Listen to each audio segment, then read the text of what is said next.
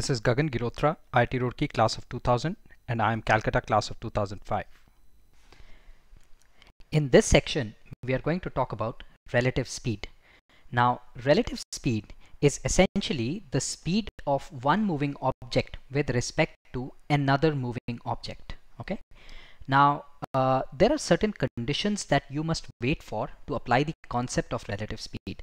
Now, the first thing that you would have to remember when applying the concept of relative speed is that both the moving objects should be moving along the same straight line, right? So it is not that you can have one object moving in this direction and the other object moving in this direction. Okay, so the concept that we are going to study will fail in this situation.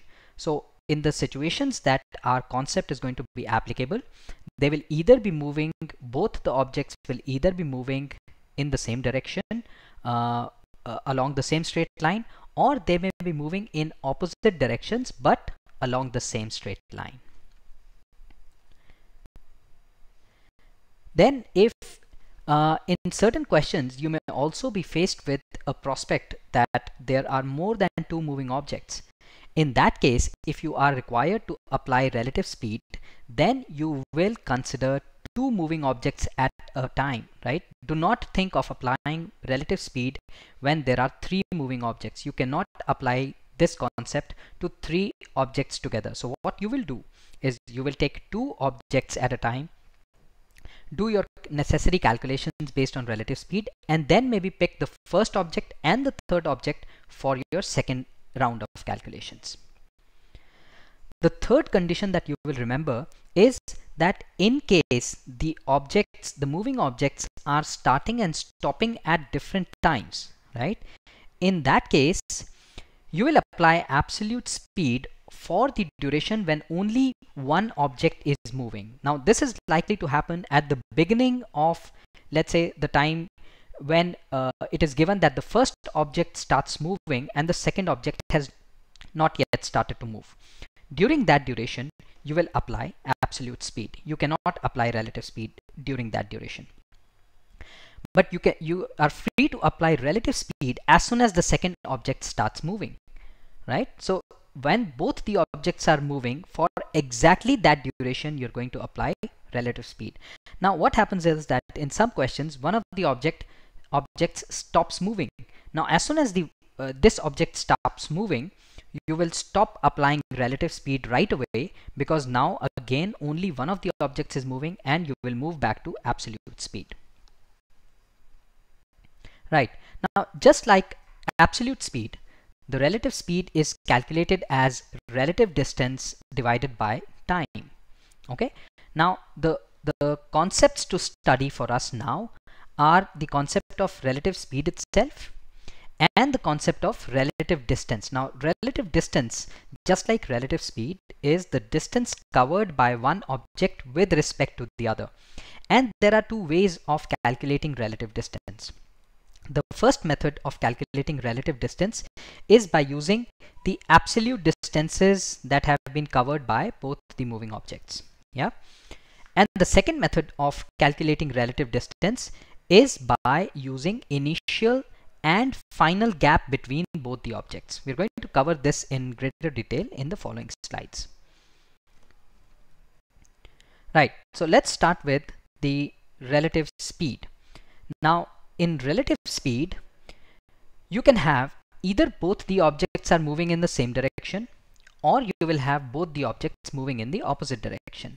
Now, when both the objects are moving in the same direction, you could have the faster object, the faster moving body following the slower moving body, right? So let's say we have this cross A as the faster moving body and the cross B is the slower moving body, and A is chasing B, right? So in this case, we will have the relative speed as the speed of A minus the speed of B, right? You can have another situation when both the objects are moving in the same direction. You could have the faster object is ahead of the slower object and the gap is being created. In the previous case, the gap was being reduced by A. right? A was coming closer and closer to B as both of them moved in the eastward direction. Now A is moving ahead of B, right? And A is opening up the gap between A and B. Even in this case, because both of them face the east direction, the relative speed is going to be speed of A minus the speed of B. Now how about both objects moving in the opposite directions?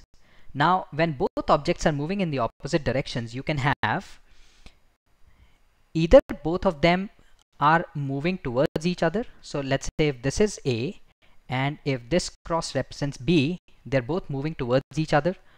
Or you could have a case where both A and B are moving away from each other, right? In both these cases, you will notice that both A and B are facing the opposite directions. In this case, A is facing east, B is facing west.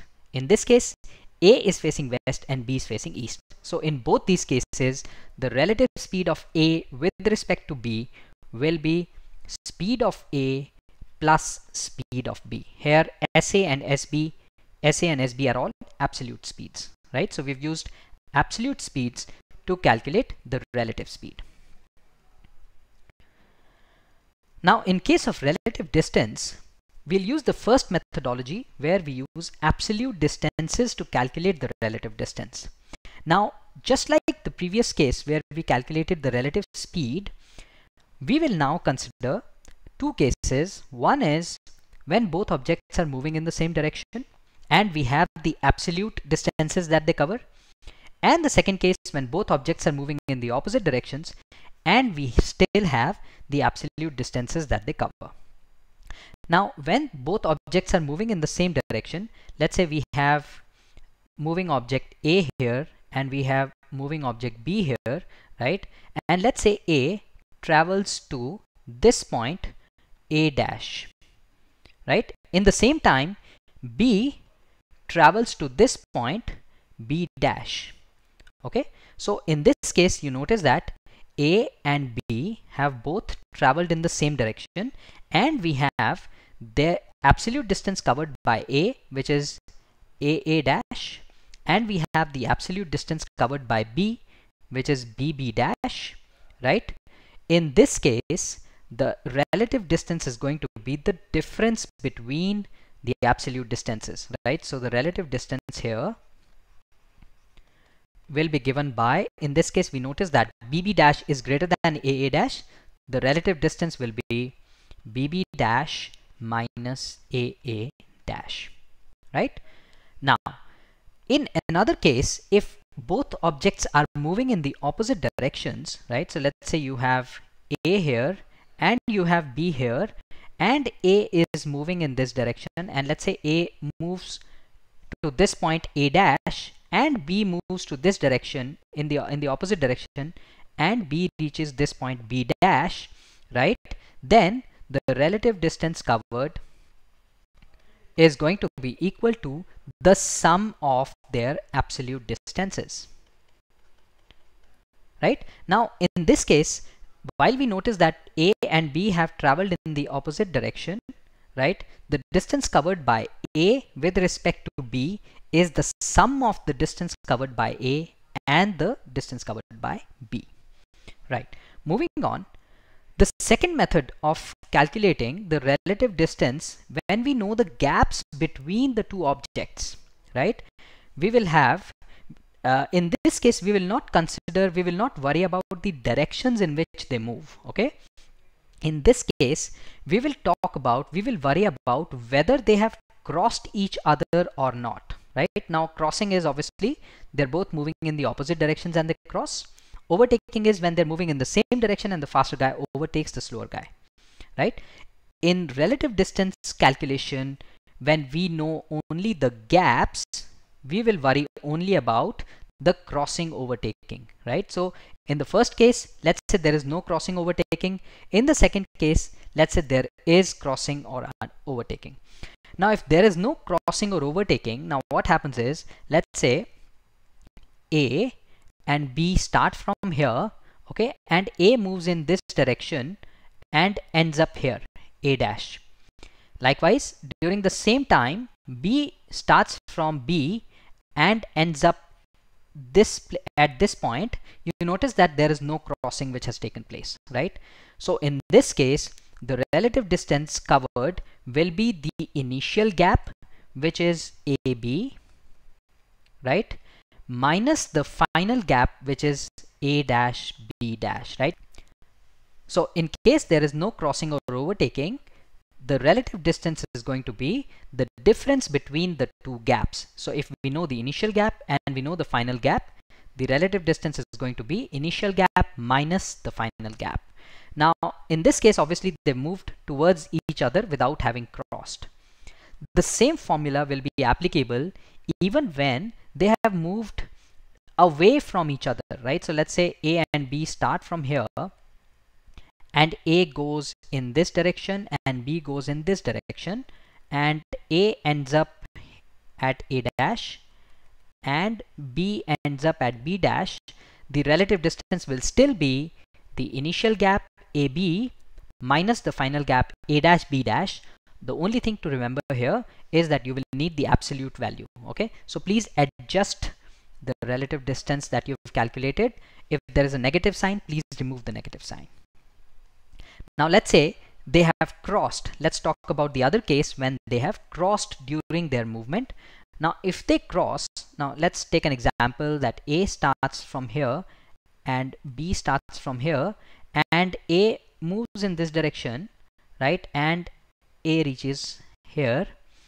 B starts from the other direction, okay, and B reaches here.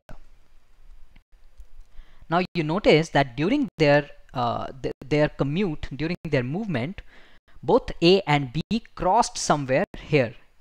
Okay, now in this case, the relative distance is going to be the sum of their gaps. So if we know the initial gap AB, and we know that they crossed, and we know the final gap A dash B dash, the relative distance is simply going to be AB, the initial gap, plus A dash B dash, the final gap. So let me write it down here.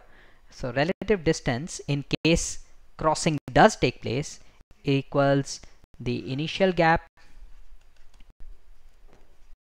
plus the final gap. Now if you notice these dotted lines, and if you remember what we've just discussed in the previous slide where we talked about measuring the relative distance using the absolute distances, you would notice that AB plus A dash B dash is exactly equal to the sum of distances that they've covered, right? So you will always arrive at the right answer if you just use this simple methodology of figuring out whether they've crossed each other or not. Okay, and in terms of knowing the gaps, if they've crossed, just simply go ahead and add the gaps. If they've not crossed, just go ahead and deduct the smaller gap from the bigger gap. Thanks for watching the video. You can give your feedback in the comments section below. Please click the like button if you thought the video was helpful. For lesson updates, you may subscribe to my YouTube channel People Plus, or you may read my blogs at peopleprep.com, or you can directly connect to us through our Facebook page @PeoplePlus, or you can email to me at gagan@peopleplus.com. Thank you.